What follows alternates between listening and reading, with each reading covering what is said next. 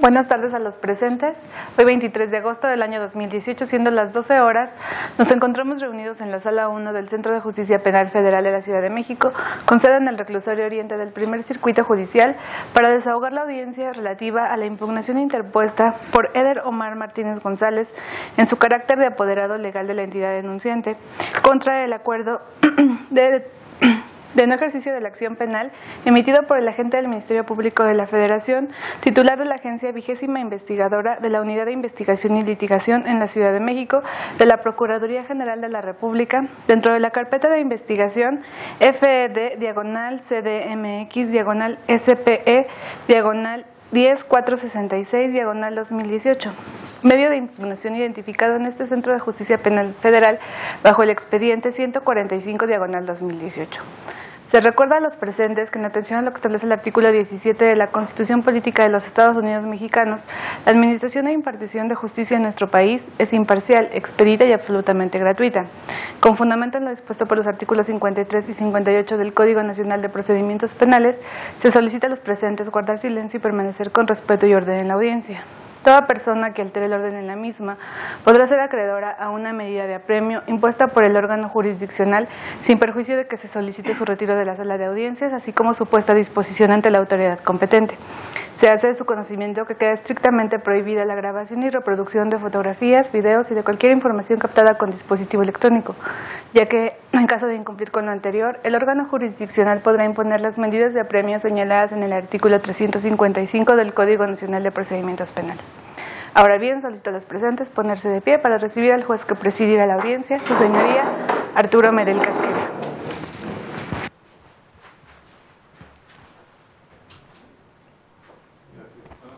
Buenas tardes.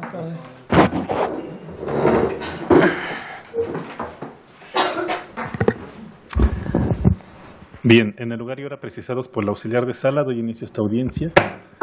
Tiene lugar en los autos del medio de impugnación 145/2018. Se agendó en esta sede judicial a efecto de someter a control jurisdiccional una determinación emitida por la Fiscalía Federal.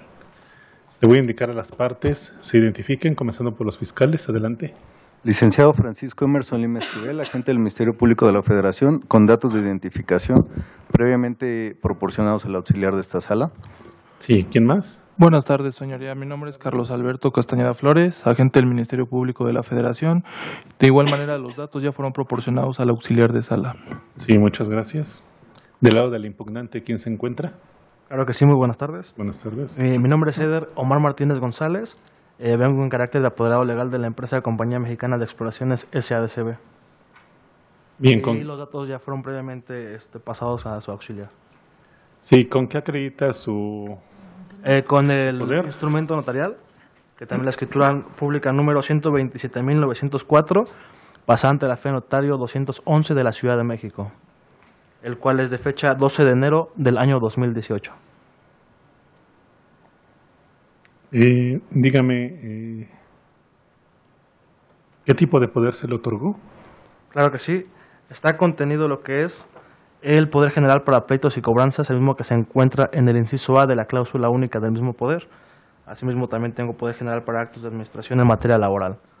Sí, ¿y ese poder se otorgó para ejercerlo indistintamente o de manera conjunta? ¿Cómo se otorgó ese poder? ¿Conjunta o separadamente? Conjunta o individualmente, por las personas que vienen nombradas en él.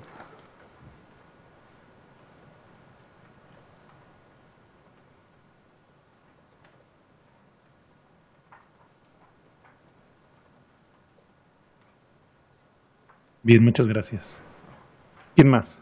Señoría, buenas tardes. Comparece ante usted el licenciado Juan Manuel Suárez Bárcenas, licenciado en Derecho. Me identifico con cédula profesional número 511-8797, expedida a mi favor por la Dirección General de Profesiones de la Secretaría de Educación Pública. Comparezco en calidad de asesor del apoderado legal de Compañía Mexicana de Exploraciones. Los datos ya han sido proporcionados al auxiliar de esta sala y en términos del 105, fracción segunda, y del 110 del Código Nacional de Procedimientos Penales, se acepta y se protesta el cargo que me ha sido conferido por tal apoderado. Sí, gracias. El artículo 20, apartado C, establece los derechos de víctima u ofendido, entre ellos recibir asesoría jurídica. Licenciado Eder, usted como apoderado legal de la persona moral impugnante, le pregunto si desea designar al licenciado Juan Manuel Suárez Bárcenas para que funja como asesor jurídico. Sí, es mi deseo. Muchas gracias. Bien, advierto que ya el licenciado Juan Manuel Suárez Bárcenas aceptó y protestó el cargo conferido, por ello es suficiente para tenerle por reconocido el carácter de asesor jurídico.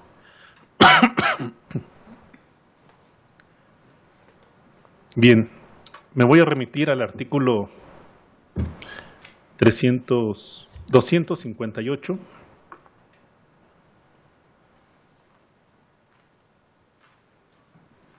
del Código Nacional de Procedimientos Penales.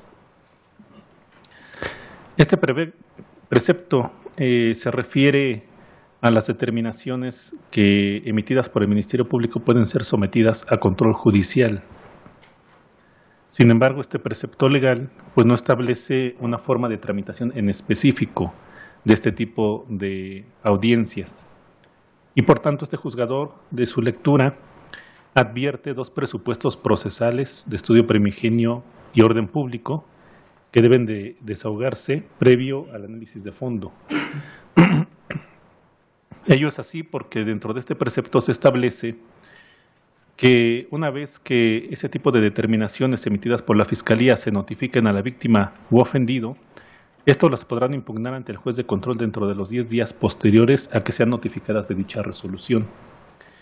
Y además, pues establece que es la víctima, el ofendido, sus representantes legales quienes tienen que comparecer a la audiencia. En caso de que no sea así, pues ésta se declarará sin materia.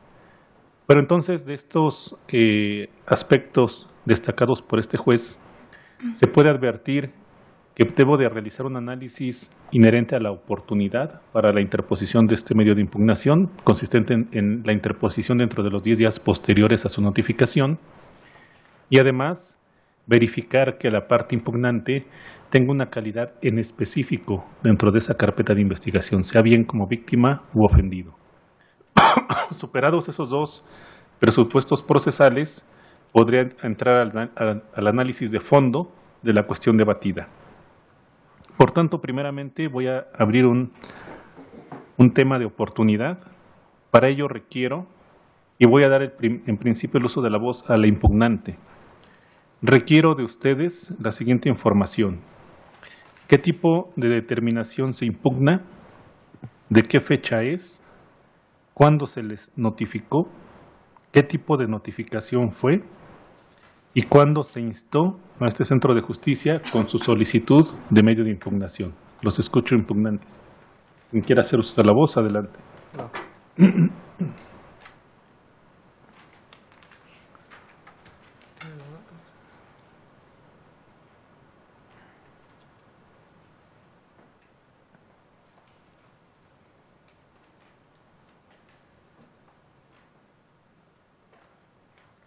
Claro que sí. Con su bien, señoría. Adelante. Lo que está impugnando aquí es la determinación sobre el nuevo ejercicio de acción penal emitido por el agente del Ministerio Público, el cual es de fecha 8 de agosto, y el mismo que fue impugnado y recibido el día 14 de agosto de 2018, la notificación fue de manera electrónica. ¿De qué fecha es esta notificación? 8 de agosto del 2018. La notificación. Nos fue notificado el 14 de agosto, ¿no? No, el 14 de agosto fue cuando yo me perfecto. Bien. ¿Algo que precisar, fiscales? Perdón, dijo que la notificación fue el 8 de agosto. Sí, vía electrónica. La notificación fue el 9 de agosto, señoría. A las 11:47 AM. Gracias. Bien, sin tener que realizar un mayor ejercicio valorativo, pues puedo advertir que este medio de impugnación se encuentra interpuesto en tiempo. Estamos hablando de agosto de este año. Es correcto. Sin embargo, todas las determinaciones emitidas por la autoridad judicial deben de encontrarse suficientemente fundadas y motivadas, y es por ello que voy a realizar el siguiente pronunciamiento. Esto nada más para generar mayor certeza a las partes presentes.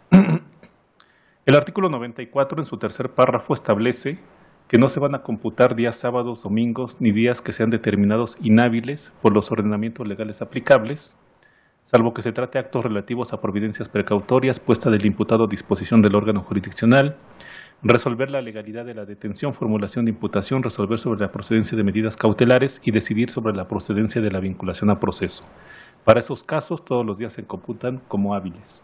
Es decir, el propio legislador, en el párrafo tercero de ese precepto, estableció cuáles son el tipo de diligencias o actos procesales que por su urgencia e importancia pues requieren que todos los días se computen como hábiles. Sin embargo, existen cierto tipo de determinaciones, como en el caso una determinación de no ejercicio de la acción penal, la cual no reviste esa urgencia y por tanto no se van a computar sábados, domingos ni días inhábiles. De ahí entonces me debo de remitir al artículo 82 del Código Nacional de Procedimientos Penales. Este precepto reconoce cuáles son las formas de notificación en este nuevo sistema, son por lista, estrado, boletín judicial, edictos y personalmente. Las notificaciones personales se contemplan en la fracción primera e incluso en el apartado B se establece las practicadas por algún medio tecnológico, señalado así por el interesado o su representante legal. Cuando se trata de notificaciones llevadas vía electrónica o tecnológica, opera una regla especial, porque la regla general, en cuanto al momento en que surten efectos, se encuentra contenida en el último párrafo del propio artículo 82. Pero tratándose de notificaciones a través de medios electrónicos o tecnológicos, opera la regla especial que prevé el artículo 87 del Código Único Nacional. Este precepto prevé que la notificación realizada por medio electrónico surte efectos el mismo día a aquel en que por el sistema se confirme que se recibió el archivo electrónico correspondiente. Infiere este juzgador que si esta notificación se realizó vía electrónica el 8 de agosto, y esa es la fecha de conocimiento que hacen valer los impugnantes, entonces en esa fecha, entonces es que conforme a esta regla especial de notificación, se tiene surtiendo efectos la notificación misma. Hizo la precisión la Fiscalía que fue 9 de agosto. Bien, entonces sería el 9 de agosto la fecha en que surtió efectos esta forma de notificación especial.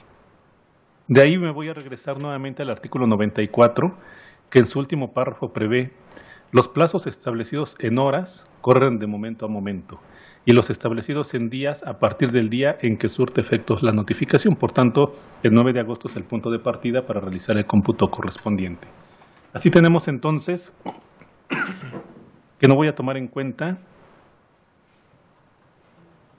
el sábado 11 ni el domingo 12 de agosto, tampoco el sábado 18 y el domingo 19 de agosto. Por tanto, los 10 días que tuvo la parte impugnante para hacer valer este medio de impugnación transcurrieron de la siguiente forma: del 9 de agosto al 22 de agosto, todos del año en curso. Por tanto, si advertimos que este medio de impugnación se instó ante este Centro de Justicia el 14 de agosto actual, únicamente ven transcurrido 4 días. Por tanto, el medio de impugnación ha sido interpuesto en tiempo. Bien, de esta forma hemos superado el primer presupuesto procesal, que es la oportunidad. Vamos a abrir el tema de la legitimación para que se pueda establecer que la impugnante tiene una calidad concreta, víctima o ofendido, que es el presupuesto que se puede desprender del artículo 258 del Código Nacional de Procedimientos Penales. Bien, los escucho porque tendrían una calidad en específico de víctima o ofendido en esa carpeta de investigación. Claro que sí.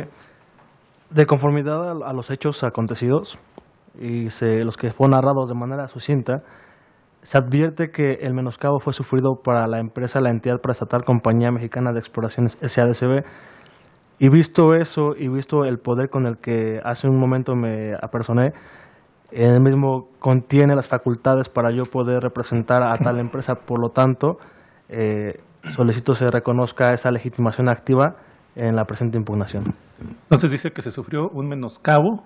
Es correcto. Para la paraestatal que usted representa. Es correcto. Bien. Un menoscabo de índole patrimonial. Es correcto. Bien, señores fiscales, ¿algo que exponer respecto de este tópico de legitimación? Sí, su señoría, una salvedad nada más. Dentro de la carpeta de investigación solo obra la copia certificada del instrumento notarial con número de escritura 143.661, libro 4.579, año 2009. Y en ese poder no obra el nombre del señor licenciado ni de su asesor jurídico. Nunca se apersonó con esta representación social de la Federación dentro de la carpeta de investigación y entonces el poder que hace mención o que hizo mención en un momento no obra en la carpeta de investigación y no fue no corrió traslado del mismo. Bien.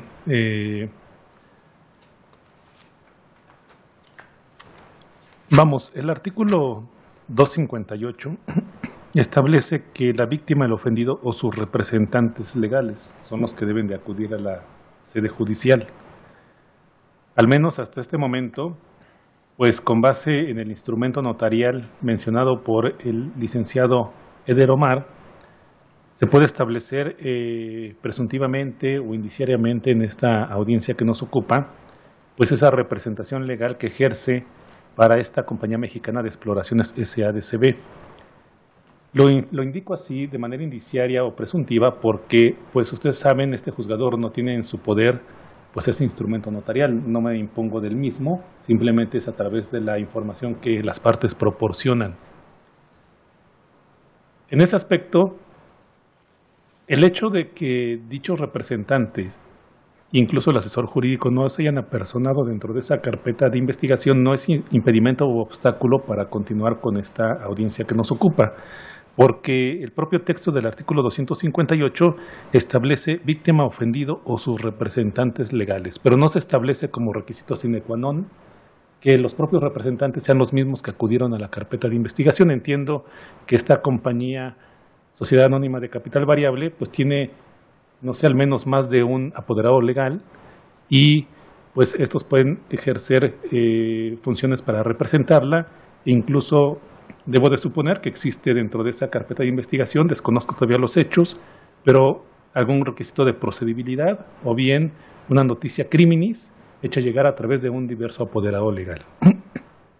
En ese sentido, lo único que puede hacer este juzgador es permitir al señor apoderado, licenciado Eder Omar, muestre ese instrumento notarial a los señores fiscales y trae una copia del mismo, córrale traslado con la misma, pero muéstrele el original y tanto su copia para que ese documento quede incorporado a esa carpeta de investigación.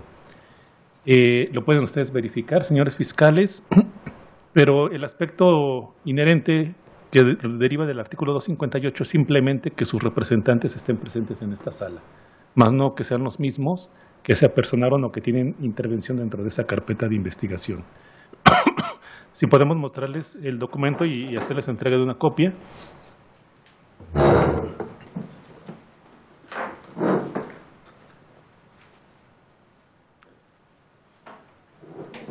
Bien, aquí el punto también toral que nos interesa es, con independencia de que dichos, los que representan al impugnante tengan esa representación legal en favor de la misma, pues el tema concreto que se acaba de respecto del cual se abrió el debate es establecer si esta persona moral, esta sociedad anónima de capital variable, tiene una calidad concreta, o sea, víctima o ofendida en esta carpeta de investigación.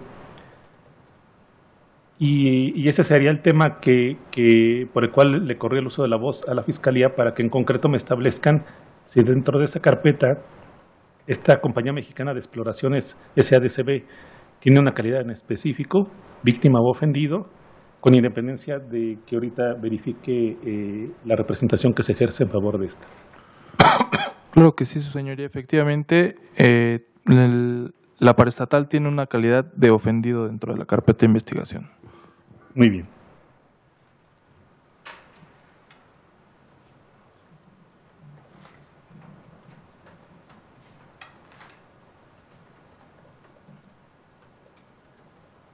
Bien, pregunto a los señores fiscales si requieren algún receso prudente para poder verificar ese instrumento notarial o es suficiente con la imposición que están haciendo en este momento. Es suficiente, su señoría. Muy bien. Pues advierte este juzgador que no existe mayor controversia respecto del tópico que nos ocupa, que es la legitimación, porque ya la parte impugnante ha mencionado que existe un menoscabo patrimonial que resintió la paraestatal Compañía Mexicana de Exploraciones Sociedad Anónima de Capital Variable que se representa. Mientras que los señores fiscales hacen mención de que esta paraestatal pues se le reconoció una cierta calidad de ofendido dentro de esa carpeta de investigación. Aunado a que el artículo 108 del Código Único Nacional pues establece qué se debe de entender por víctima u ofendido. La víctima es la persona, el sujeto pasivo que resiente directamente la afectación producida por la conducta delictiva, mientras que el ofendido es persona física o moral, titular del bien jurídico lesionado, puesto en peligro por la acción u omisión prevista en la ley penal como delito. En el caso, pues es más que evidente que una persona moral, como es Compañía Mexicana de Exploraciones, pues únicamente podría tener una calidad de ofendido derivado de la propia naturaleza jurídica que le reviste, es decir, una persona moral, no física, y por tanto entonces tiene esa calidad en específico, así ya incluso reconocido dentro de esa carpeta de investigación. Bien, pues al no existir mayor controversia, se tiene por acreditada un aspecto de legitimación como es esa calidad concreta de ofendido. Voy a abrir el tema de fondo, pero aquí voy a cambiar la mecánica de esta audiencia. Para ello voy a dejar o puntualizar lo siguiente. En este tipo de diligencias es un criterio reiterado por parte de este juzgador que la litis ya se encuentra cerrada. Al menos la litis para la Fiscalía Federal ya está cerrada. Y voy a indicar por qué. La Fiscalía Federal, de manera unilateral, ya emitió una determinación en el caso concreto de inejercicio de la acción penal. Ya ustedes emitieron en sus oficinas una determinación por escrito, e insisto, de manera unilateral, porque se hizo mediante la revisión que ustedes realizan de esa carpeta de investigación sin la participación de la contraparte. Las razones que ustedes ya tuvieron en consideración son las mismas razones que se deben de exponer a este juez, razones medulares o concretas, pero esas razones no pueden ser perfeccionadas, no se pueden dar mayor abundación o abundar respecto de las mismas. No se trata aquí de venir y exponer una motivación distinta a la contenida en ese documento. Deben de ceñirse expresamente a lo que ahí se contiene. Y aquí entonces esto se somete al control horizontal. La parte impugnante debe de estar pendiente de que la Fiscalía no rebase o se exceda de las consideraciones planteadas en ese medio de impugnación. Después de ello, daré el uso de la voz al impugnante, quien me formulará sus agravios también concretos que tengan a controvertir la determinación que se impugna. Si este juzgador considera abrir algún mayor debate, nuevamente dar el uso de la voz a la Fiscalía, así se hará. Pero si con la información que ya se me proporcionó, es decir, las razones medulares y fundamentos que tuvo la Fiscalía al emitir ese inejercicio de la acción penal frente a los agravios vertidos por la impugnante en esta sala, la confronta de los mismos y su análisis será suficiente para que este juez resuelva el medio de impugnación que nos ocupa. Es de ahí donde, insisto, se trata de una litis cerrada, al menos para los señores fiscales. En ese sentido, entonces, como yo no tengo en mis manos esa determinación de no ejercicio de la acción penal, por tanto es que se insiste, corre a cargo de la parte impugnante, cuando termine la exposición de la Fiscalía, no interrumpir cuando se esté exponiendo, sino cuando concluya, indicarme si se rebasaron o no esos aspectos medulares que contienen esa determinación. Si no se rebasaron, pues no hacer manifestación al respecto. Bien, tienen el uso de la voz. Adelante. Gracias, señoría. Efectivamente, el 8 de agosto del 2018, esta representación social de la Federación tuvo a bien acordar la consulta del no ejercicio de la acción penal dentro de la carpeta de investigación FED, diagonal CDMX, diagonal SPE, diagonal 0010 466, diagonal 2017.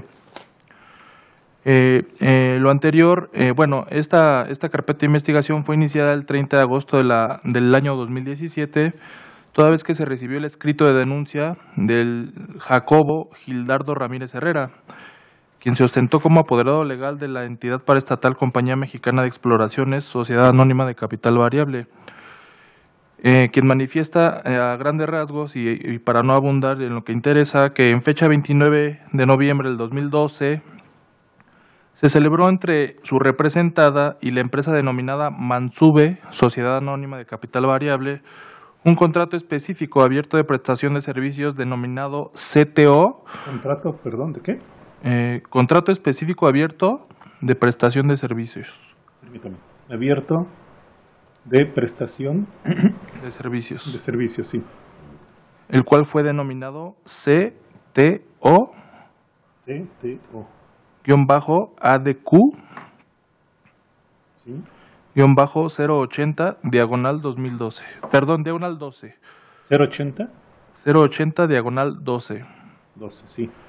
Con el objeto de que esta última, es decir, la empresa, en su carácter de proveedor, prestaría el servicio integral de mantenimiento preventivo y correctivo del parque vehicular que entregan los activos fijos de la Compañía Mexicana de Exploraciones. Permítame, ¿prestaría servicio integral?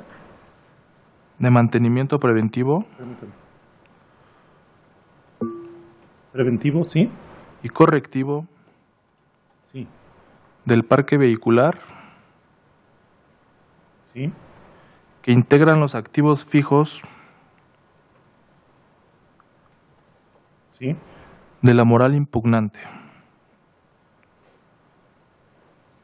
Sí. Para esto fueron enviados 4 vehículos para su mantenimiento preventivo. Sí. Y correctivo. Sí. Siendo la entrega de la última camioneta el 1 de mayo del año 2013.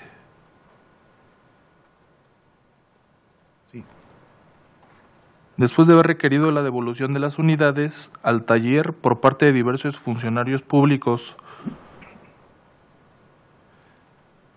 de la entidad, los mismos se negaron, es decir, la empresa con la que habían realizado el contrato se negaron haciendo referencia que dicha retención no se encontraba amparada como conducta ilícita.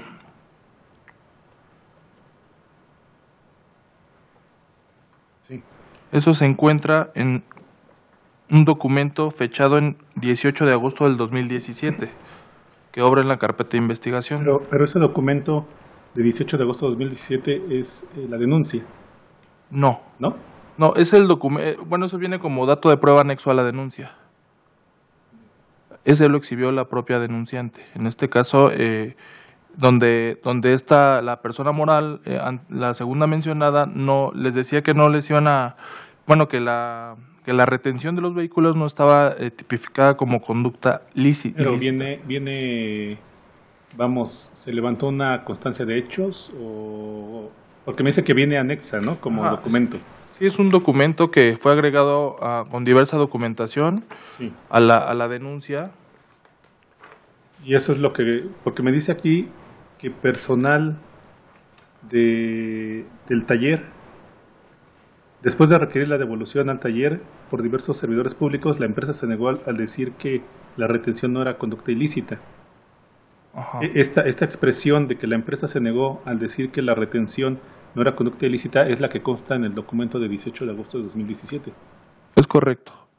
Y ese documento de 18 de agosto lo elabora la compañía mexicana o... Exactamente, lo elabora el apoderado legal de la Compañía Mexicana de Exploraciones SADCB.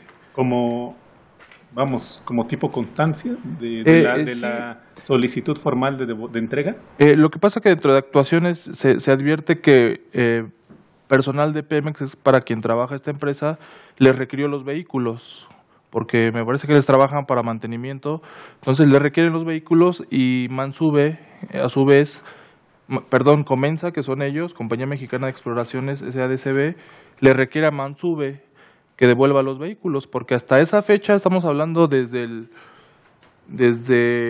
mayo del 2013 hasta 18 de agosto del 2017, que es cuando le requieren formalmente la devolución de los vehículos. contestando dicha empresa pues que no era una conducta ilícita lo que estaban haciendo, porque al parecer había un adeudo de 100,000 pesos entre ellos. Entonces, este requerimiento formal, acorde con lo que me estoy exponiendo hasta el momento, aconteció el 18 de agosto de 2017. Es correcto. Porque de su exposición, señor fiscal, me dijo usted, dice, después de requerir la devolución al taller por diversos servidores públicos, esos diversos servidores públicos me indica a mí o me hace pensar que existirían otros requerimientos previos a este de 18 de agosto de 2017 o ese tema no se encuentra dilucidado en la carpeta. Es precisamente a lo que iba, porque no se encuentra dilucidado, pero para mí existen datos de que sí hubo requerimientos previos, los cuales no fueron anexados al escrito de denuncia. Pero de la propia lectura de la denuncia se desprende que, se desprende nada más ese documento que yo le hago mención, pero de los demás datos que obran en la denuncia se desprende que al parecer hubo un requerimiento previo, porque todo deriva de un contrato de prestación de servicios, el mismo que fue dilucidado, y el cual tenía vigencia únicamente hasta el 31 de diciembre del 2013. La vigencia de este contrato. Es correcto. ¿Vigencia? ¿Al 31? De diciembre del 2013. Sí. En este contrato se establecieron todas las cláusulas y todas las condiciones en las que se prestaría dicho servicio, entre otros, pues el mantenimiento de los vehículos de la empresa impugnante. Ese contrato también obra en copia en la carpeta de investigación, y el cual tenía vigencia hasta el 31 de diciembre del 2013. Y también me dijo usted que al parecer esa negativa a devolver, y donde se hace la expresión de que no es una conducta ilícita esa retención, es por un adeudo. Es lo que mencionó la otra empresa, Mansube. O sea, obra un documento también de Mansube. Sí, en ese mismo documento, cuando ya se da contestación, es cuando se establece esta situación. De hecho, lo iba a mencionar.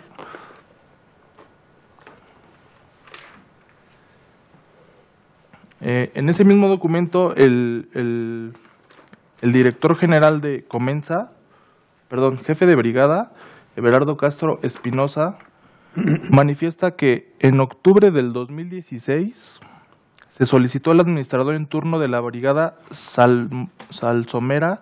Bueno, es que es todo para poder lograr entender, el servicio se iba a hacer a través de brigadas, eso lo establece el propio contrato. No sé a qué se refieran con brigadas, quiero suponer que es el tipo de servicio que iban a prestar, y esto supongo que era una brigada. Entonces, esta persona dice que se solicitó al administrador en turno de la brigada Salsomera NE el mes de octubre del 2016, junto con el Departamento Jurídico de Seguimiento y Contrato de la brigada, que trataran de localizar las unidades y el taller donde las tenían. Después de algunos días de búsqueda, por fin se logró contactar el taller, al que asistieron para ver cuál era la situación de estas unidades, porque no se habían sacado de ahí.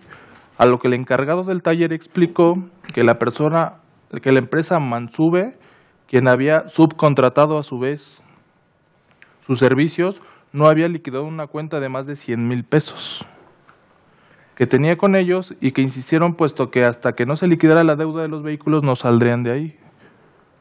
Con esta información regresaron a la brigada y notificaron a la jefatura investigadora si ahí estaba vigente la póliza para su aplicación inmediata.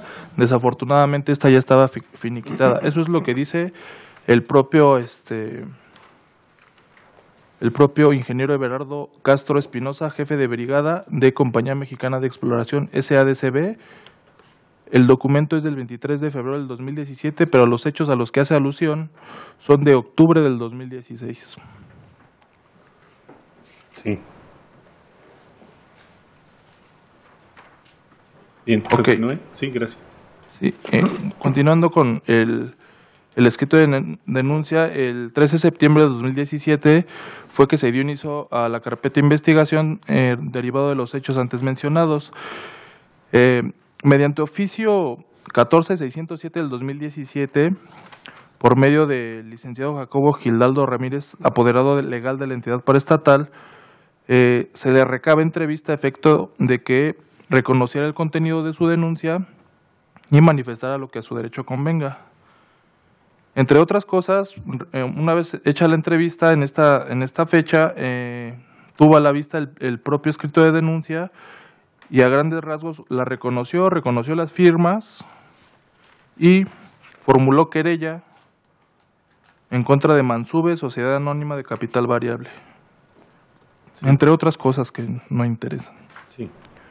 Posteriormente, y en relación a los actos de investigación solicitados por la Fiscalía, el 26 de octubre se envió una solicitud de derivación a la facilitadora del órgano administrativo desconcentrado, especializado en mecanismos alternativos de solución de controversias en materia penal de la PGR, donde la entonces titular del expediente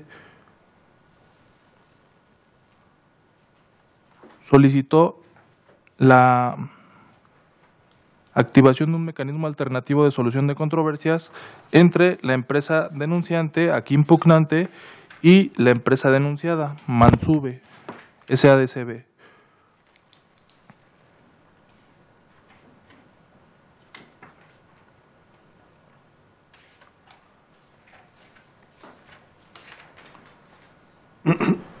Sin embargo, el 7 de diciembre de 2017 se dictó un acuerdo de no aplicación del mecanismo alternativo, derivado a que resulte imposible la canalización del requerido, es decir, de la empresa denunciada. Pues una vez que se realizó la búsqueda de la misma, no se encontró la misma en el domicilio que se había señalado para tal efecto, y no conocer a ningún Miguel Ángel Bolaños Mondragón, que él era el apoderado legal de Mansube, que es la empresa denunciada, motivo por el cual no pudo dar inicio el mecanismo alternativo.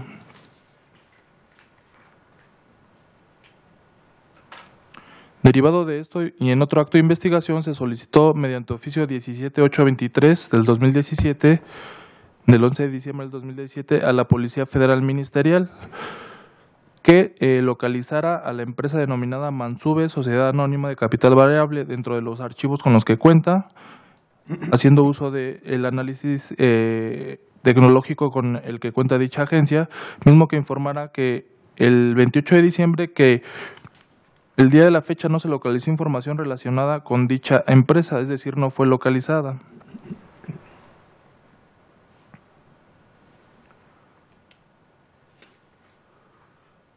Motivo por el cual no pudo corroborarse el dicho bueno, más bien el contenido de los oficios que hacemos mención. Sin embargo, esta representación social de la Federación consideró que la posible conducta delictiva que se podría determinar versa sobre el abuso de confianza, que está establecida en el artículo 84 y que me permito transcribir. Se reputa como abuso de confianza la legítima posesión de la cosa retenida si el tenedor o el poseedor de ella no la devuelve a pesar de ser requerido formalmente por quien tenga derecho, o no le entrega a la autoridad para que ésta la disponga conforme a la ley. Entonces, haciendo un análisis de las constancias que obran dentro de la propia denuncia, de la propia información que proporcionó el denunciante, llegamos a la conclusión de que la posible acción penal que pudiera ejercerse sobre estos hechos se encuentra prescrita, por el simple paso del tiempo. Lo anterior, con fundamento en lo dispuesto por el artículo 327, en relación con el artículo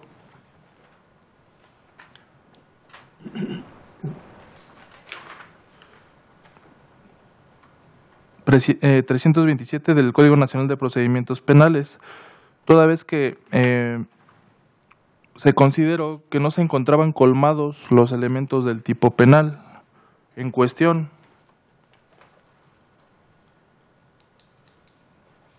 En virtud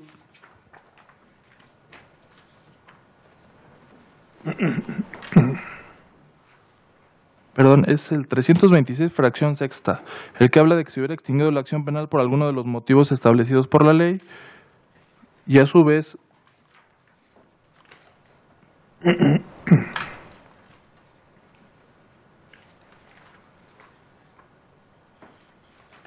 nos remitimos a los supuestos de la prescripción.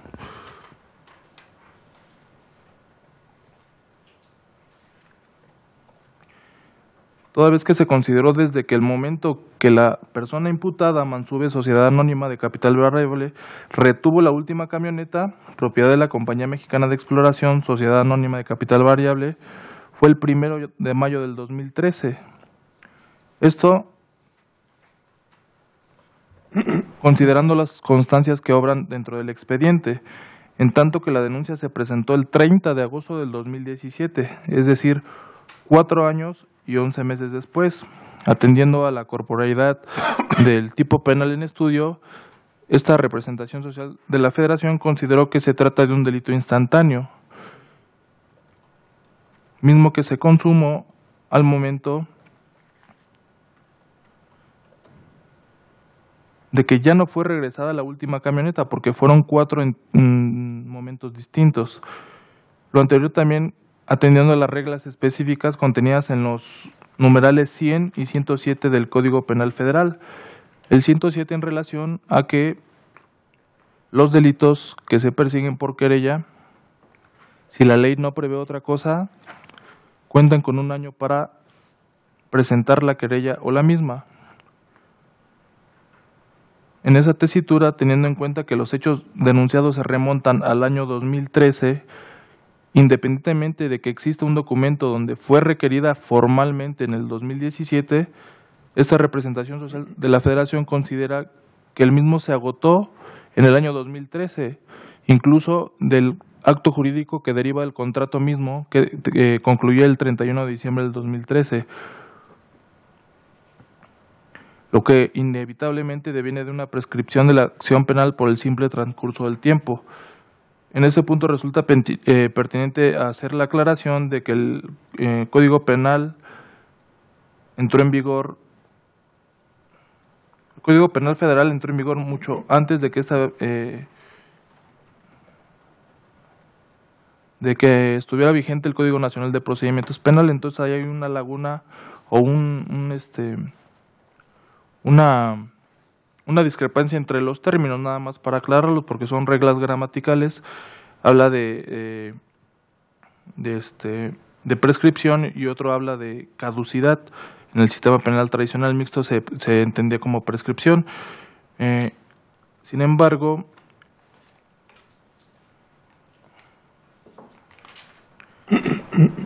es por eso que esta representación social considera que está prescrita la acción penal, ya que es extemporánea la querella que presentó el querellante. Muy bien, muchas gracias.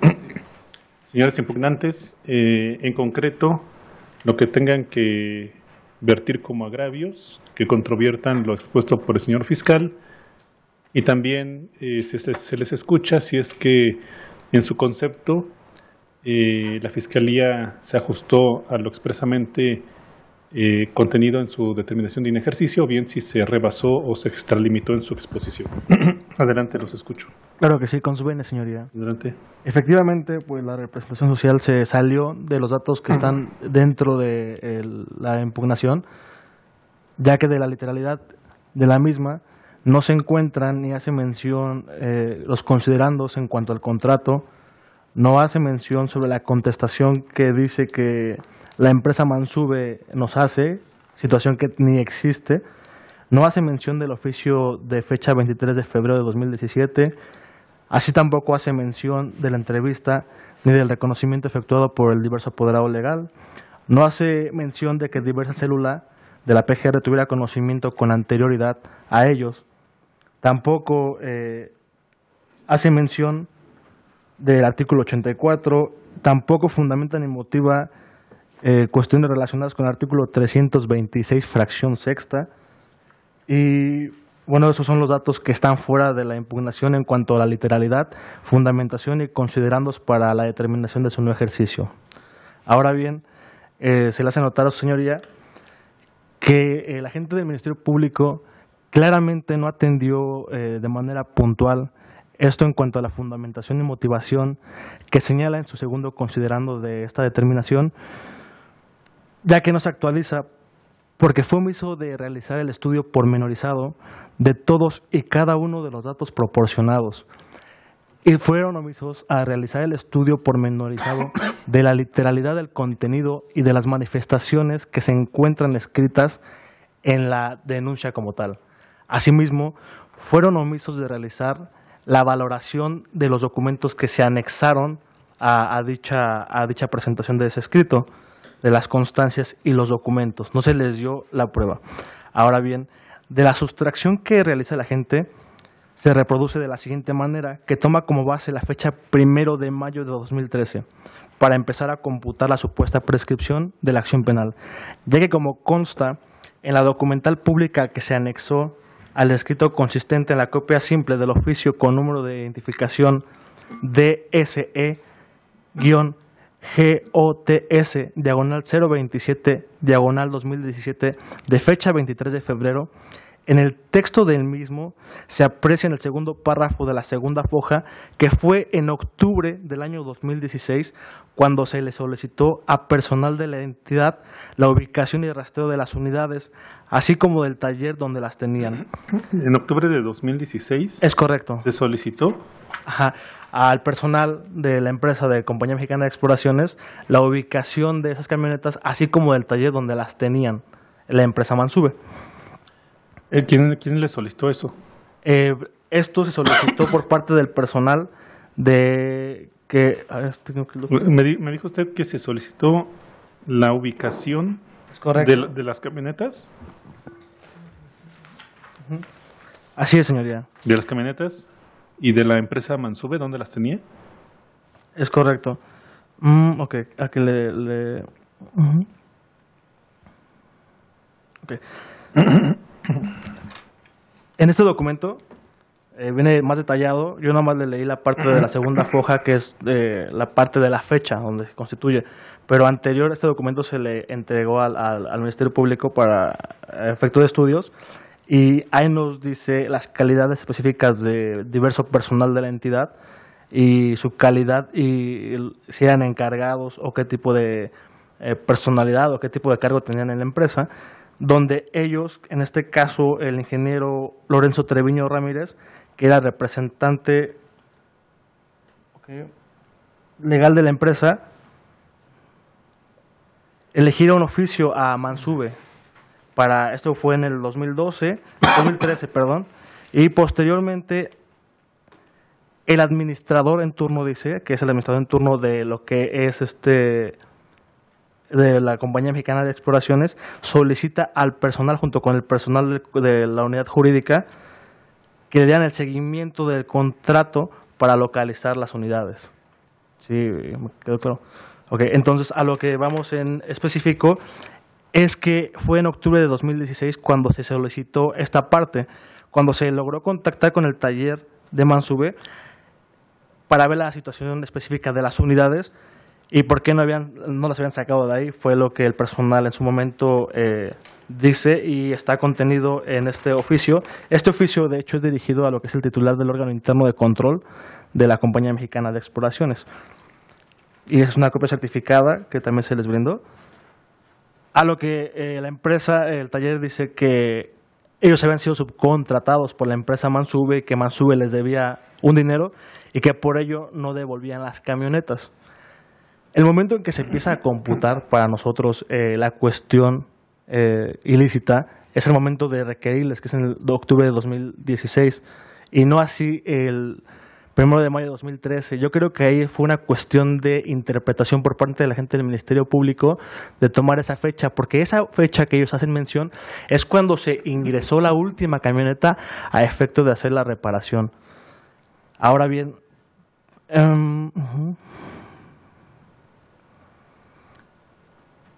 por lo cual yo creo que hay un error ahí en el ejercicio aritmético por parte de la gente del Ministerio Público y no debe de ser desapercibido y se debe hacer notar a usted que este agente o que esta célula no realizaron las diligencias como para valorar la existencia de estos documentos, ni siquiera para aclarar las dudas en relación a la literalidad de los mismos. Nunca fuimos citados por parte de esta célula.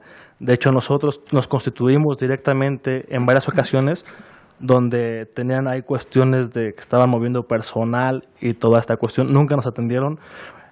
Ingresamos algunos escritos para que nos atendieran, situación que nunca sucedió.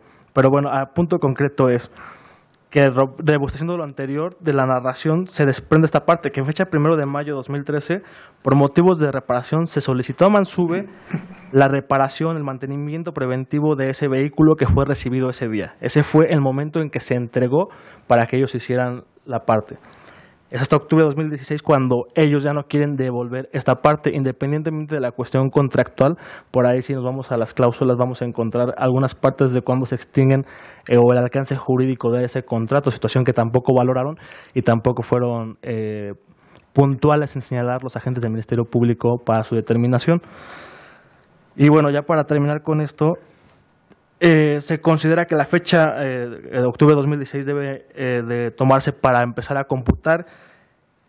Digamos, la fecha más antigua sería el 1 de octubre de 2016, que a la fecha de la presentación de la denuncia de hechos que se efectuó el 30 de agosto de 2017, únicamente han transcurrido 326 días, por lo cual ni así se actualizaría lo referido por el agente del Ministerio Público en relación a los artículos 100 y 107 del Código Penal Federal. Me dice del 1 de octubre de 2016. Si yo tomé, como dice ahí, octubre de 2016, de dicho oficio. ¿Pero a qué fecha? A la fecha de la presentación, que es 30 de agosto de 2017. Ajá, ¿a esa fecha transcurrieron? 326 días. Sí.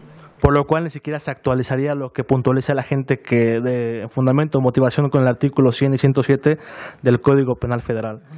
Tan es así que antes de que esa célula tuviera conocimiento de la carpeta, ya había pasado por la unidad de atención inmediata, en donde le dieron el trámite correspondiente, así como también incluso, como lo señalaron de viva voz y que robustecieron en este momento y no así en su determinación, hubo también algunas diligencias en fecha 21 de noviembre y 7 de diciembre con la facilitadora del órgano administrativo, esto para buscar mecanismos alternativos de solución.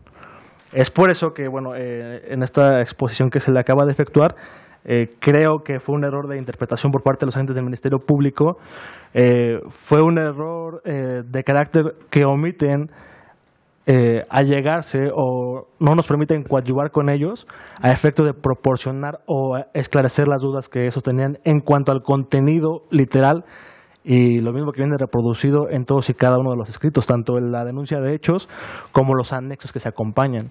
Nunca hubo una entrevista cuando pasaron de la UNAI a la UIL, nunca hubo una entrevista con ningún representante legal por parte de la Compañía Mexicana de Exploraciones. Nos recibían únicamente la entrada de lo que es la Procuraduría General de la República. Entonces yo creo que esa parte, ¿no? Fue la agencia del Ministerio Público fue omisa de realizar puntualmente las diligencias a efecto de robustecer la información, por lo cual se considera que los fundamentos y los motivos que ellos estiman para hacer valer esta determinación son escasos jurídicamente hablando. Bien.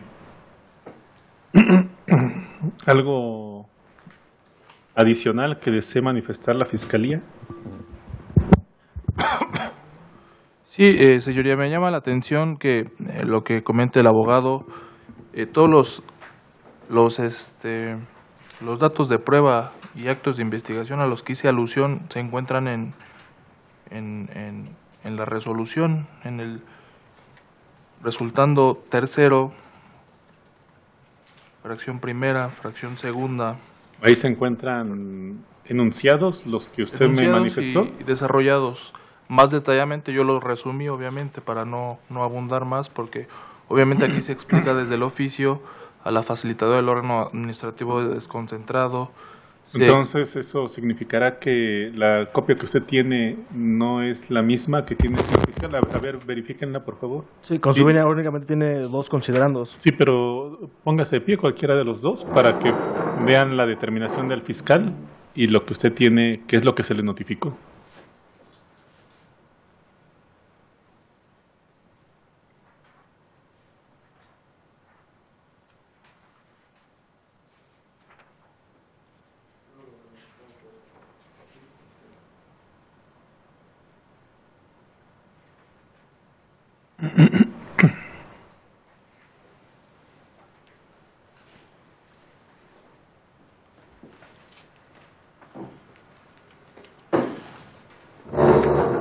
Efectivamente, su señoría, el oficio de notificación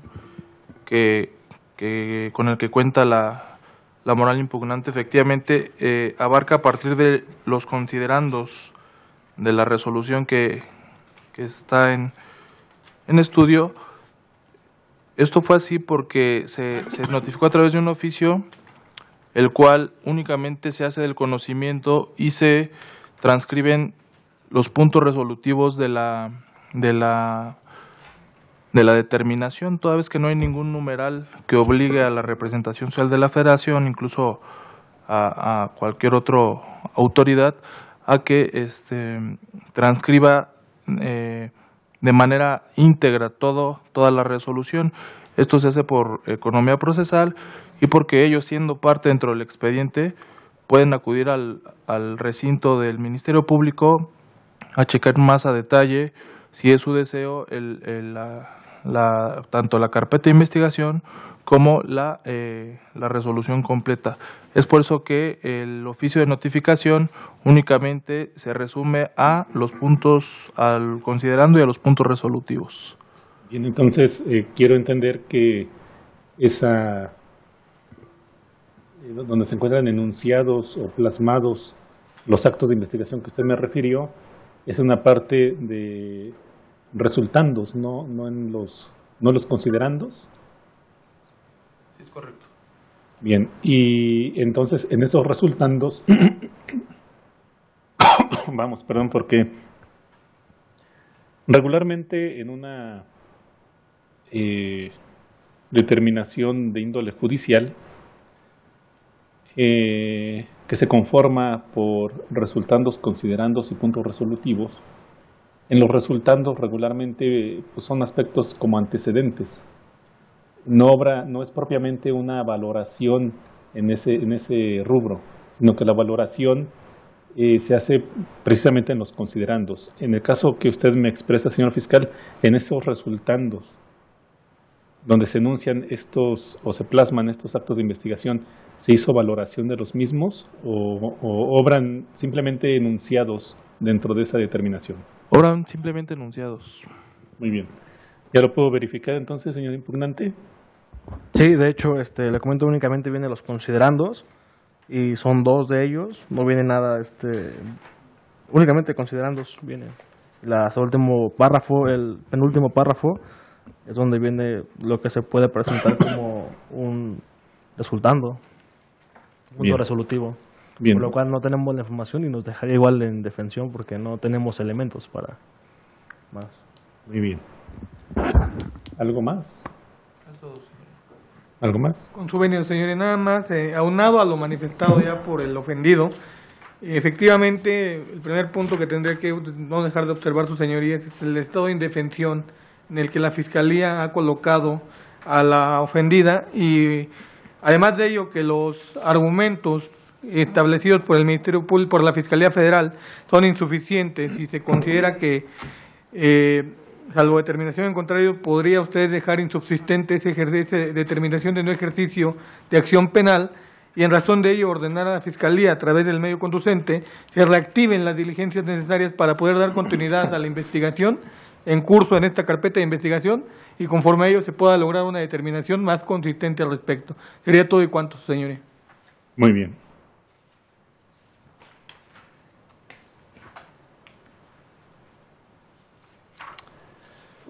Bien, me voy a pronunciar y voy a dilucidar varios aspectos que son de importancia. Primeramente, El pronunciamiento que hace este juzgador en esta audiencia que nos ocupa es con base en la tesis número de registro 2014-359, corresponde a la 10ª época, es emitida por el 7º Tribunal Colegiado en Materia Penal del Primer Circuito. En este criterio emitido por tribunales de la Federación, su rubro es muy ilustrativo y basta con su lectura para establecer cuál es lo que se pretende extraer de esta tesis. Dice: audiencia de impugnación del no ejercicio de la acción penal prevista en el artículo 258 del Código Nacional de Procedimientos Penales. En esta diligencia, el juez de control, con base en el principio de contradicción, solo puede decidir sobre lo que aduzcan los asistentes, respetando el equilibrio procesal entre las partes. ¿Por qué hago mención de este criterio? Porque, pues efectivamente, dentro de esa carpeta de investigación pudiera existir mayor información que, si no se me proporciona, pues este juzgador no puede hacer pronunciamiento respecto de ella por el desconocimiento que yo tendría de la misma. Entonces yo resuelvo con lo que expresamente las partes expresaron directamente en esta sala de audiencias. Con la información que se me proporciona, con independencia de que ahí pudiera existir algún otro documento, alguna otra consideración, pues yo únicamente resuelvo con lo expresamente señalado para este juez. Ahora,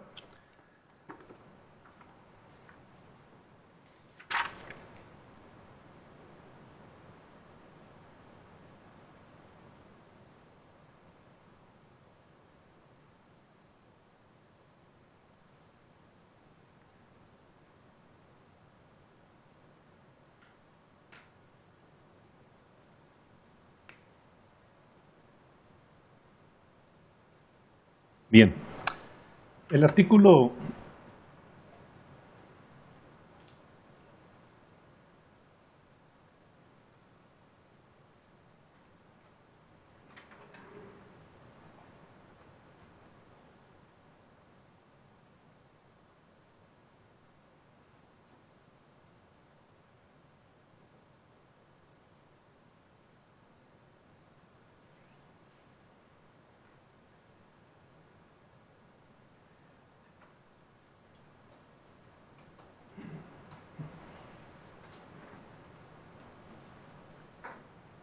Bien, el artículo 384 del Código Penal Federal, que es la hipótesis legal por la cual se sigue esa carpeta de investigación, establece lo siguiente. Dice: se reputa como abuso de confianza la ilegítima posesión de la cosa retenida, si el tenedor o poseedor de ella no la devuelve a pesar de ser requerido formalmente por quien tenga derecho, o no la entrega a la autoridad para que ésta disponga de la misma conforme a la ley.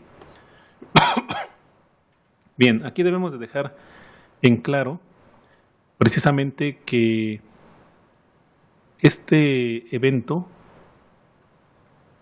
es su verbo rector o la conducta que se atribuye al sujeto activo, precisamente es la ilegítima posesión de la cosa retenida. Ese sería el verbo rector, la ilegítima posesión. Y debemos entonces de dilucidar en qué momento se actualiza esa ilegítima posesión. Esa ilegítima posesión se va a actualizar o se va a consumar cuando quien sea el tenedor o poseedor de esa cosa no la devuelve a pesar de haber sido requerido formalmente por quien tiene derecho a ello.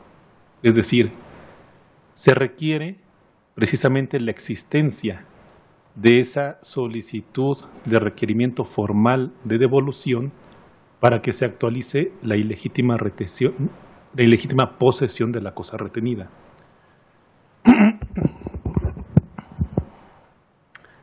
Al respecto, es ilustrativo lo que de la doctrina podemos extraer. Voy a citar al autor Marco Antonio Díaz de León en su Código Penal Federal con comentarios, volumen 2, editorial Porrúa, que en su foja 1797 establece, dice: a resultado. Por ser un delito de resultado material, este se produce en el momento mismo en que el sujeto activo retiene ilegítimamente el objeto mueble del que se tiene la tenencia ilegítima, el resultado típico se consuma a partir de que la gente se niega a entregar o devolver la cosa a pesar de haber sido requerido formalmente. Es un requisito que se debe de llenar esa solicitud o ese requerimiento formal de devolución. Y cuando el tenedor o el poseedor de esa cosa mueble se niega a devolverla, entonces se actualiza esa ilegítima posesión porque se está reteniendo la cosa.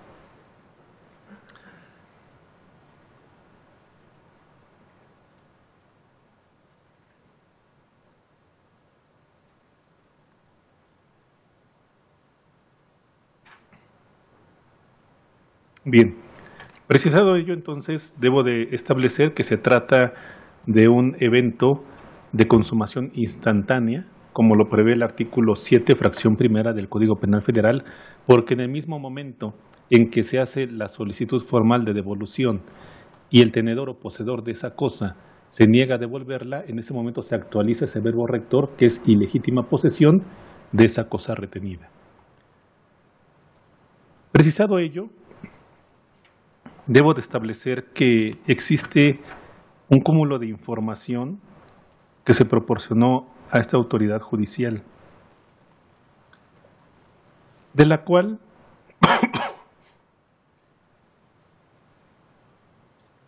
este juzgador, con base en lo manifestado por las partes, advierte que existe discrepancia entre muy probablemente el momento en que se realizó ese requerimiento formal. Primeramente, la Fiscalía tomó en cuenta una fecha de entrega de la última camioneta, que fue el 1 de mayo de 2013. Sin embargo, esa data no es el punto de partida o el parámetro de partida para poder establecer que esta conducta aconteció, sino simplemente fue la entrega de la cosa retenida. Y en ese momento la entrega de esa cosa, de esa última camioneta, derivó o se puede establecer, se encontraba justificada de un contrato específico abierto de prestación de servicios que se denominó CTO-ADQ-080-12. Pero no significa que en ese momento, cuando Compañía Mexicana de Exploraciones entregó esa última camioneta a esta persona moral que está siendo materia de investigación, no significa que en ese momento se actualizó esa ilegítima posesión.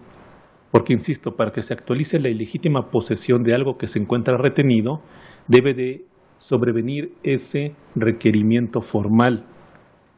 Y en ese sentido, en el 1 de mayo de 2013, únicamente advierte este juzgador, se verificó la entrega del último de esos 4 vehículos o de la última camioneta que fueron señalados en ese escrito de denuncia que posteriormente fue corroborado y donde se señaló una formal querella por parte del diverso apoderado legal de esta persona moral ofendida.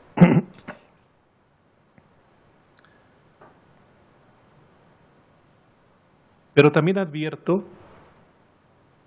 otras 2 fechas que me fueron proporcionadas por parte de los exponentes en esta sala. Hizo referencia la Fiscalía después a la existencia de un escrito de 18 de agosto de 2017 donde se establece un requerimiento formal, al menos así se expresó. Y por otra parte, cuando doy el uso de la voz a la impugnante, esta hace referencia a una diversa actuación que data de octubre de 2016, al menos del 1 de octubre de 2016, donde se le requiere a Compañía Mexicana de Exploraciones que verifique dónde se ubican esas camionetas y dónde la empresa Mansube las podría tener. Entonces, corresponde al órgano ministerial, una vez que este juzgador ha precisado que la consumación de esta conducta es instantánea, acorde con el artículo 7, fracción primera del Código Sustantivo, establecer con base en toda la documentación que obra incorporada dentro de esa carpeta, cuál es el punto preciso o la fecha precisa en que Compañía Mexicana de Exploraciones, SADCB, a través de sus diversos apoderados legales o de los servidores públicos que la representan, realizó ese requerimiento formal a la empresa Mansube para que ésta devolviera esos vehículos y que ante su negativa entonces se configuró ahí ese verbo rector que es la ilegítima posesión de la cosa mueble retenida. Insisto, corresponde al señor fiscal porque advierto existe un cúmulo de documentos que fueron aportados a esa representación social. Y entonces de su lectura detenida, de su lectura detallada, se puede establecer si efectivamente el escrito de 18 de agosto de 2017 constituye ese requerimiento formal, y entonces si es así, advierto que la fecha de presentación de ese escrito de querella, de denuncia inicialmente, que fue el 30 de agosto de 2017, pero después ratificada por el apoderado legal donde ya formula formal querella, entonces advertiría que únicamente transcurrieron unos cuantos días y en ese sentido no habría operado el Instituto de la Prescripción, porque si nos remitimos además al artículo 107 del Código Penal Federal, que menciona que cuando la ley no prevenga otra cosa, la acción penal que nazca de un delito que solamente puede perseguirse por querella o requisito equivalente, esta prescribe en 1 año, contado desde el día en que quien puede formular la querella o ese requisito tengan conocimiento del delito y del delincuente. Entonces, si el momento en que se conoce del delito y del delincuente es cuando la persona a la cual se le requirió la devolución o entrega formalmente de esos objetos se negó a hacerlo y en ese momento se actualiza esa posesión ilegal, pues es en ese momento en que se tuvo conocimiento del delito y del delincuente, con independencia de que estos automotores hayan sido integrados desde el 1 de mayo de 2013.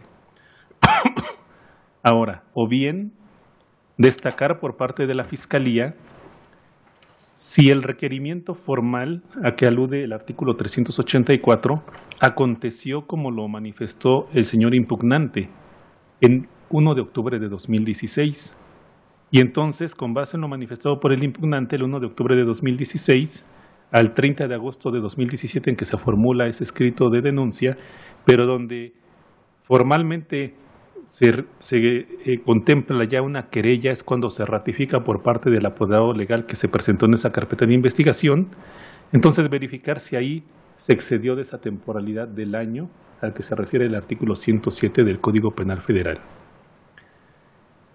Insisto entonces, eso corresponde dilucidarlo a los representantes sociales que se encuentran presentes en esta sala, verificar con base en ese cúmulo de documentos que obran en esa carpeta de investigación cuál es el punto de partida, atendiendo a lo expuesto por este juzgador, para establecer que se llevó a cabo ese requerimiento formal. Porque a partir de esa data es que se tiene conocimiento del delito y del delincuente. Ahora,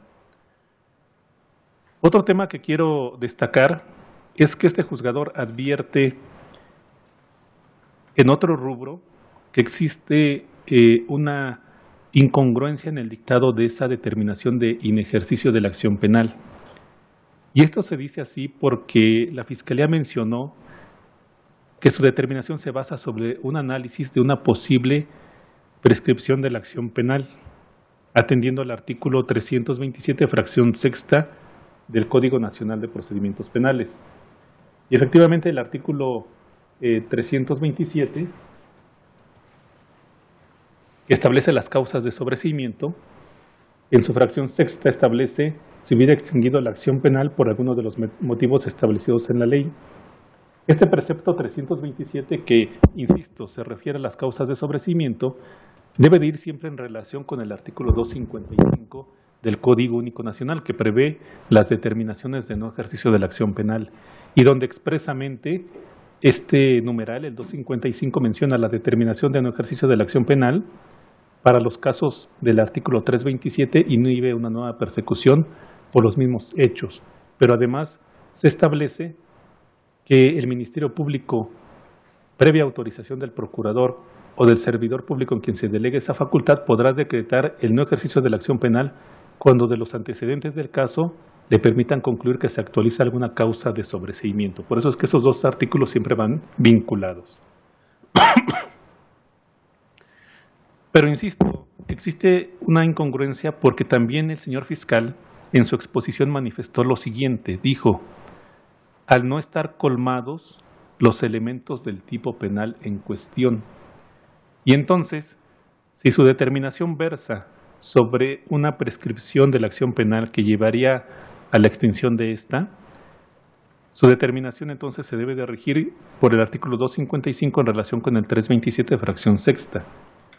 Pero cuando usted hace mención también a que no están colmados los elementos del tipo penal en cuestión, entonces surge una diversa hipótesis del propio artículo 327, es decir, un sobreseimiento porque, atendiendo a la fracción primera, el hecho no se cometió, o bien fracción segunda, el hecho cometido no constituye delito. Y entonces, esto implicaría un diverso análisis para la Fiscalía Federal, es decir, desentrañar cuáles son los elementos constitutivos que prevé el artículo 384 del Código Penal Federal, desentrañar sus elementos, y después de que los desentrañe, decir si con el cúmulo de datos o actos de investigación que tienen esa carpeta de investigación, se pueden establecer la actualización de esos elementos del tipo penal o no, y por qué, es decir, exponer razones fundadas y motivadas, suficientes que permitan a la parte impugnante una real y auténtica defensa. En ese sentido, entonces, no bastaría con establecer que no están colmados los elementos del tipo penal en cuestión sin haber expuesto alguna mayor motivación para este juzgador en el sentido de por qué no se actualiza uno u otro de los elementos constitutivos de esa clasificación jurídica. Aunado a ello, la Fiscalía Federal menciona que dentro del cuerpo de su determinación, en el rubro de los resultandos, se describieron o enunciaron los diversos actos de investigación que se expusieron ante este juzgador. Sin embargo, no basta una enunciación o cita de los mismos. Es necesario siempre que todo ese caudal de actos de investigación se encuentre debidamente valorado y ponderado por el órgano ministerial. Esto sobre todo si se quiere actualizar una hipótesis del artículo 327 en fracciones primera y segunda, es decir, no actualización de los elementos del tipo en cuestión.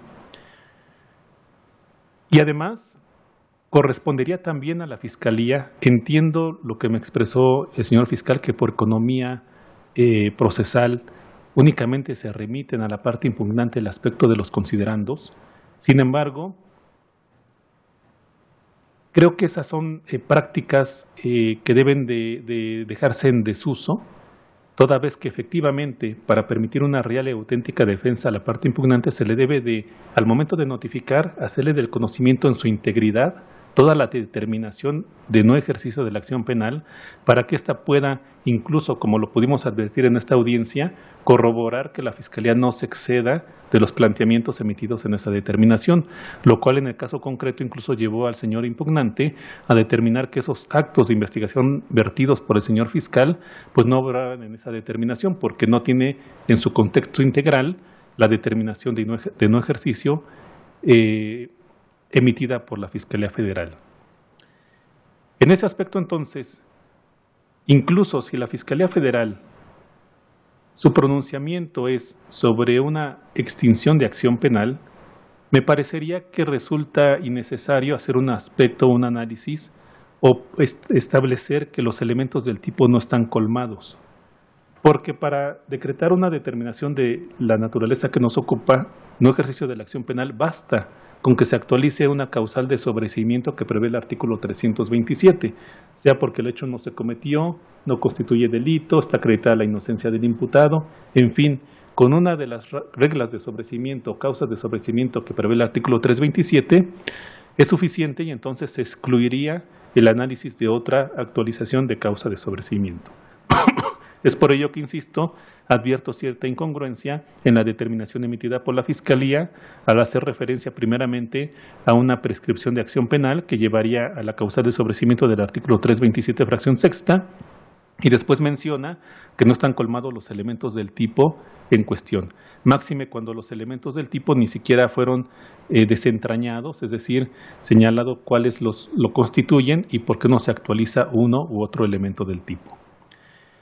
En esa tesitura, entonces, corresponde a la Fiscalía Federal analizar en su integridad todos los documentos que tiene en esta carpeta de investigación, verificar y establecer con precisión cuál fue el momento en que se realizó ese requerimiento formal, el cual, insisto, no es el que data del 1 de mayo de 2013, porque en esa fecha únicamente se hizo entrega de esos automotores, más no constituye el requerimiento formal que como requisito sine qua non prevé el artículo 384 del Código Penal Federal.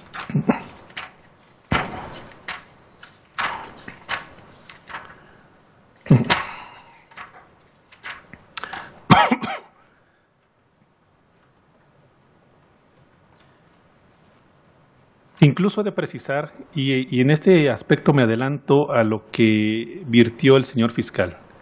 En una parte de su exposición relató que existe un documento donde se hace del conocimiento la negativa a entregar esos automotores derivado de un posible adeudo por la cantidad de 100,000 pesos.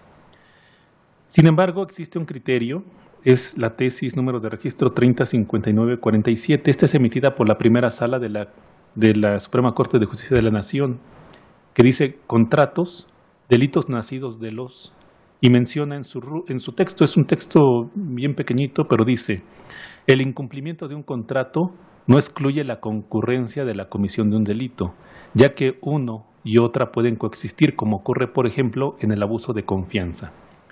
Entonces aquí debe de estar muy pendiente la Fiscalía de ese aspecto. Existe una línea muy delgada entre un incumplimiento de contrato y un hecho antijurídico.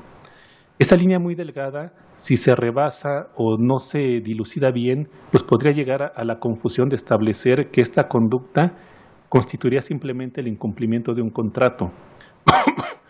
Pero bien, tenemos que verificar aquí la vigencia de ese contrato, cuándo ese contrato quedó vencido, cuándo, si partimos de la base de que los contratos son acuerdos de voluntades y que esos acuerdos de voluntades incluso pueden ser expresos mediante un contrato firmado en documento o incluso acuerdos de voluntades tácitos, porque yo puedo decirle al mecánico de la colonia, te entrego mi vehículo y en cuánto tiempo me lo tienes reparado, y el mecánico me puede decir en una semana. Y si yo voy en una semana y le pregunto si mi vehículo ya está reparado y me dice que no, probablemente el mecánico me pida otra semana más para repararlo. Y si yo accedo, ese contrato se está renovando. Pero en el momento en que yo le diga, después de esa segunda semana o de 15 días o la fecha que me haya solicitado, si yo le digo, ¿sabes? Devuélveme mi vehículo. Ahí hay un requerimiento formal. En ese momento ya no se estaría renovando ese contrato porque ya no existe ese acuerdo entre voluntades. Si bien el mecánico me podría decir, dame una prórroga más, a yo indicarle que ya no deseo y que quiero la devolución de mi vehículo, en ese momento entonces ese acuerdo de voluntades estaría cesando. Ello con independencia de alguna acción civil que se pueda implementar. ¿Y por qué me refiero a una acción civil? Porque la acción civil tiene que ver con incumplimientos de contrato, es decir, con rescisiones de contrato, con incumplimientos si es que yo le di a ese mecánico algún adelanto por la reparación de mi automotor, entonces me tendría que devolver el adelanto que yo le di por un servicio que no me prestó. Pero además, si existe en ese documento una pena convencional por el trabajo que no me realizó, entonces a través de un incumplimiento, de una acción civil de incumplimiento de contrato, yo puedo reclamarle esa pena convencional. Es ahí donde entonces debemos delimitar lo que es un incumplimiento de contrato con una acción penal. Y entonces la acción penal consiste en que una vez que yo ya le pedí o le solicité formalmente la entrega de mi vehículo, éste se niegue a hacerlo y por tanto ahí se surte en ese instante una ilegítima posesión de la cosa retenida. Entonces, esta expresión que también empleó el señor fiscal en cuanto a que existe probablemente un adeudo, tiene que entonces desentrañarlo y verificar si esto podría ser constitutivo de una vía civil o bien si queda en el rubro del campo penal. Pero, insisto, existe una línea bien delgada que tiene que ser debidamente dilucidada por la Fiscalía, que es el órgano persecutor de delitos. Bien, pues hasta aquí mi determinación. Esto es suficiente para ordenar la revocación de la determinación que se impugna. Por tanto, este juzgador revoca la determinación de inejercicio de la acción penal que data del 8 de agosto de 2018 para los efectos de que la Fiscalía Federal analice con detenimiento toda la documentación que obra dentro de esa carpeta de investigación, verifique cuál es el punto de partida en su caso en que se realizó ese requerimiento formal. Si la Fiscalía advierte la actualización nuevamente de este instituto de la prescripción, no existe inconveniente en que realice una nueva determinación en el mismo sentido, pero debidamente fundada y motivada. Si la Fiscalía advierte que este instituto de la prescripción no ha acontecido, podrá también determinar si se trata de un aspecto que quede en el campo de materia penal o bien quede en el campo de la materia civil. Pero cualquier pronunciamiento que lleve a cabo la Fiscalía debe siempre encontrarse fundado y motivado. O bien determinar la Fiscalía que queda en el campo penal y que para ello requiere más actos de investigación que se deban de practicar. Para ello, entonces, el Código Nacional de Procedimientos Penales establece, y así también se desprende del pacto constitucional, que la víctima o ofendido pueden coadyuvar con el representante social. Entonces, también corresponde a los apoderados de Compañía Mexicana de Exploraciones, SADCB, pues proporcionar aquella información que le pueda dilucidar a la Fiscalía Federal sobre un tema que nos ocupa, como sería este Instituto de la Prescripción, o bien incluso mayor documentación que le pueda establecer la actualización de la concurrencia de una figura antijurídica, como lo sería el artículo 384 del Código Penal Federal. Bien, señores fiscales, ¿alguna petición más? Solamente copia de audio y video de la presente audiencia en términos del artículo 50 del Código Nacional de Procedimientos Penales, su señoría. Muy bien. Señores impugnantes. Me adhiero a la petición del señor fiscal. Muy bien. En términos del artículo 63 del Código Nacional de Procedimientos Penales, las partes presentes quedan debidamente notificadas y enteradas de las decisiones que tomó este juez. En términos del artículo 67, se ordena realizar la versión escrita, es un acta mínima, porque la fundamentación y motivación ya quedaron plasmadas en los registros de audio y de video. Y en términos del artículo 50, se ordena la expedición de registros electrónicos, también la versión escrita que se llegue a emitir, estará disponible para ustedes en una temporalidad de 24 horas. Bien, pues así las cosas, al no existir mayor pronunciamiento de fondo que deba de realizar este juez, a estas que son las 13 horas con 27 minutos del día 23 de agosto del año en curso, doy por concluida esta audiencia. Muchas gracias. A los presentes ponerse.